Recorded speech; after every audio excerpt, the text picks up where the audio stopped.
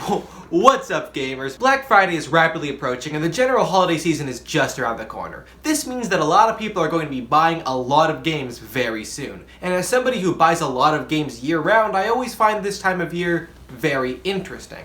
I've actually been thinking about video game shopping a lot lately, and I've decided to create a sort of guide to what stores are best for buying your games. So sit down, buckle up, grab a can of Sonic milk, and get ready for the worst economics class in human history. Let's start with GameStop because it's the quintessential game store. It's the big national chain, it's the first store most people think of when they hear video game store. It's the store where I buy the majority of my games, and it kind of sucks. I can't even remember the last time I had a fully positive experience in a GameStop. And it's super upsetting because I remember going to GameStop all the time as a kid and it was awesome. Having a store completely dedicated to my dumb little hobby was mind-blowing. I'd walk into a GameStop and the walls would be lined with games from every current gen console. Every inch of floor space would be taken up by displays, demo kiosks, and additional shelves for extra games. The shelves would be split into separate sections for new and used games so that you could easily find exactly what you're looking for. You could get these massive discounts by buying used games instead of brand new ones, and any time I went into any GameStop at any time in any city, the store would be full to bursting with like-minded customers who actively shared my interest. It was never not an incredible experience.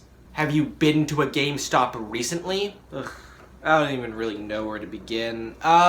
First of all, the separation of new and used games has completely disappeared. New and used games now share the same shelf space. Gone is the convenience of immediately being able to discount hunt in the used games section. Now you have to search through the entirety of the console selection because the games are all mixed together. It's an objectively worse layout, so why did they get rid of the separate sections for new and used games? Why, to make room for the pop figures, of course! So basically walk into any GameStop in the country and I guarantee that over half of the shelf space will be taken up by random garbage merchandise that nobody cares about. I'm talking pop figures, novelty t-shirts, anime figurines, socks, and coffee mugs? I just don't get it. Who is going to GameStop for any of this crap? It's all low quality, overpriced, out of touch, and perpetually on clearance because nobody is interested in buying the merchandise that even Five Below rejected. Like, seriously, I go to GameStop all the time, like multiple times a week, and I have never once seen anyone buying any of this. I might be the only person on the planet who ever purchased any of this landfill fodder. I bought a Funko Pop. I purchased this for two reasons. One, it was on sale, obviously, and two, I thought it might be fun to collect Funko Pops. Cut to over a year of collecting Funko Pops later, and I still only own 3. And every day is a struggle not to use them as kindling for a bonfire and roast marshmallows over their melting corpses. Was that too dark? I don't care. The point is, this perpetual bargain bin wastes valuable shelf space, ensures there is less room for actual games, and ruins the overall customer experience. Video game prices in general have gone up in recent years, but can somebody please explain how GameStop justifies charging $55 for a used game? The entire point of buying used games is taking the risk of a lower quality product in exchange for getting a significantly lower price. But GameStop is out here giving customers 2 nickels and a kiss on the cheek for their $30 value trade-ins and then reselling them for insane markups. I am begging you, when you buy used games from GameStop, or any store really, please check the average price on eBay. It's annoying, tedious, it'll probably make you mad, and there's a decent chance that you'll walk away empty-handed, but I promise you, price matching will help you keep from getting ripped off. And speaking of getting ripped off, GameStop employees are required to push their dumbass warranty system on you. Do not pay for it. The chances of your games getting lost or damaged are next to nothing, and the games already come with a built-in protection plan. The plastic case. It's specifically designed to keep your games from getting lost or stolen. Just don't throw this away and you'll be fine. Do not pay for the warranty. It is not car insurance, it is a scam. But all of these problems pale in comparison to the biggest issue. GameStop, as a company, has zero respect for the products they sell or the customers purchasing them. For starters, GameStop opens all of their games, new and used. There is no such thing as buying a brand new game from GameStop. GameStop takes the plastic wrap off of all of their games and takes out the discs and cartridges before putting the cases on display. They mainly do this as a method of theft protection. Now, this wouldn't be a problem if it wasn't A, disrespectful, B, the worst option for anti-theft policies, and C, if they weren't still charging factory-sealed prices on pre-opened games. The game has been opened. It is no longer brand new. Why am I still paying the same price that other stores charge for mint condition? And don't even get me started on the stickers. GameStop puts price stickers directly onto the game cases. They're super annoying to get off, they tear really easily, and they leave this disgusting goopy residue all over the case. It's so gross. Normally, the factory shrink wrap would act as a barrier between the sticker and the case and keep things from getting all gross, but GameStop removes the plastic wrapper. Is there anyone who doesn't hate this? So if GameStop is so terrible, why do I still shop there? Well, there are three main reasons. Their selection, their used games, and their employees. GameStop easily has the biggest and best selection of any of the major retailers. I mean, they kind of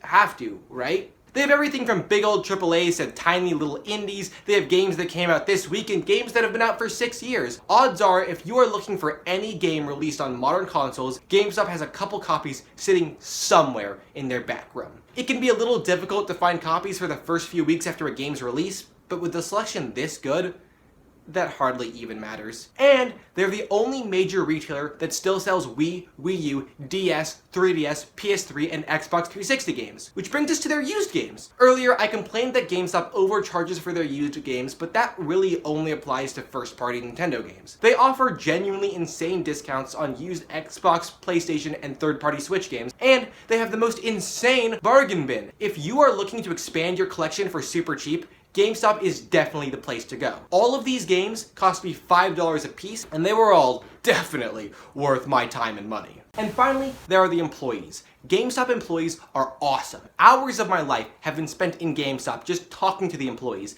They love talking about the games they like, the games you like, upcoming releases, how much they all hate working at GameStop. Other things. GameStop employees are so passionate about video games, and they want you to know it. I have never once intentionally started a conversation with a GameStop employee, and yet I have had long, in-depth discussions with so many of them. I once had a conversation that went so well that the manager gave me this bag for free. And the craziest part, from what I've heard, none of this is company policy. It's just GameStop employees choosing to be awesome because they're passionate about video games. And that alone makes it worth going. GameStop kinda sucks, and yet I can't help but love shopping there. But you know what else sucks? Target.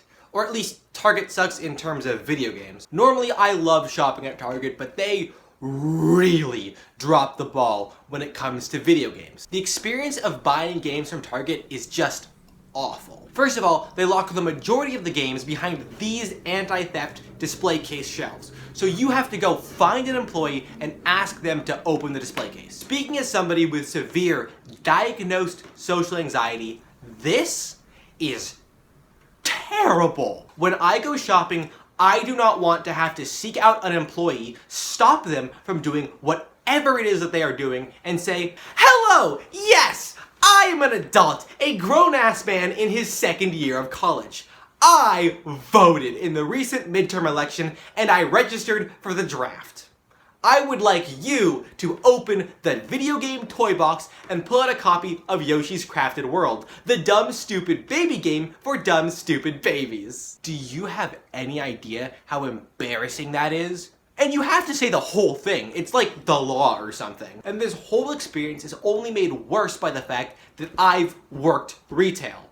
I know how much of an inconvenience this is. I know that these people have their own set of responsibilities that they need to complete before closing. But instead of doing any of that, they have to leave whatever department they are currently in, walk all the way to the electronics desk, grab the display case key, walk over to the video games, unlock the case, take out the game, walk all the way back to the desk, and then put this game into an individual anti-theft case before letting me take the game to the cashier.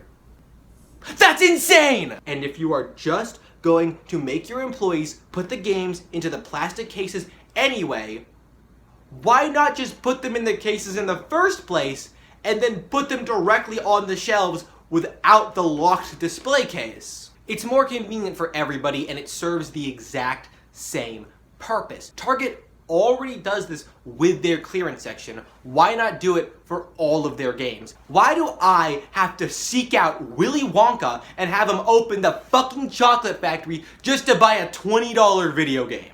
Just let me take the games directly off the shelves. And don't even get me started on their actual selection. It is abysmal. The shelves at Target are perpetually empty, and the overall selection is tiny. The majority of games are several years old, and that's if they even have any games in stock at all. I am absolutely convinced that Target orders one shipment of each game on the release date, and then they never restock any of them. And if you want a game that they've already run out of, tough shit, go to GameStop. And the variety of games is tiny. With very few exceptions, Target exclusively sells the big budget AAA games that are guaranteed to do numbers. No smaller, more obscure games, no indie titles, no unique, quirky, experimental games. And this is great if you're a casual gamer looking for this year's Call of Duty or Madden, but if you are looking for something even remotely out of the mainest of the mainstream, you would have better luck looking for your dad in the milk aisle. And the prices aren't anything special either, which is okay. You know, for the most part, they're the industry standard, and that's great. You know, at least they're not overcharging. And most Targets do have a surprising number of games on clearance, and they do run pretty impressive sales during Black Friday and for most of December. But if you are walking into a Target full of hope that you might find a great deal, you would better get used to walking out of Target full of despair. Insert Danganronpa joke here. Shit, I forgot to write it!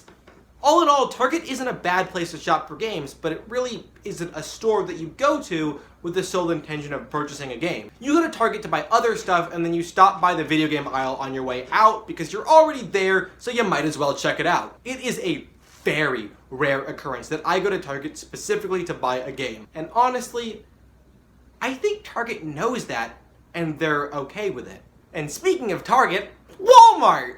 What an awesome segue. Walmart and Target are basically the same thing, both in terms of video games and just in general. They basically have all of the same pros and cons, but Walmart does have a smaller clearance section, a lower average price, and a significantly more consistent restock schedule. I'm not going to talk about Walmart too much because there really isn't a ton to say, and also, I hate them. But basically, if you want a $10 discount on first-party Switch games and you don't care about the ethical ramifications of shopping at Walmart, then Walmart's the place to be. You're still unlikely to find any games that aren't strictly mainstream, but if Target is sold out of whatever game you're looking for, there's probably gonna be at least 3 at Walmart. Alright, let's talk about Best Buy. I love video game shopping at Best Buy. It quite literally is the Best Buy. Best Buy has solved nearly every problem I have with these other stores. First of all, this is their anti-theft system, and it is the best system. No pre-order games, no need for employee assistance, just pick your game and take it to the cashier. Perfection! Their selection is also pretty damn good. It's no GameStop, but it's still a lot better than Target and Walmart, and don't even get me started on stores like Kohl's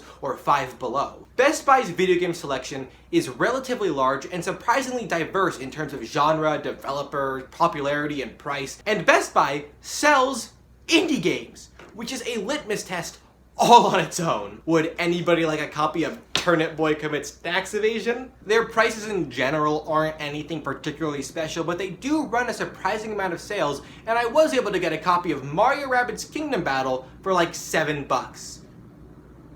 So that's something. Now, all of this stuff definitely puts Best Buy ahead of the curve, but there is one thing that really makes Best Buy special: the way that they stock recent releases. I am going to list a couple of games for you real quick.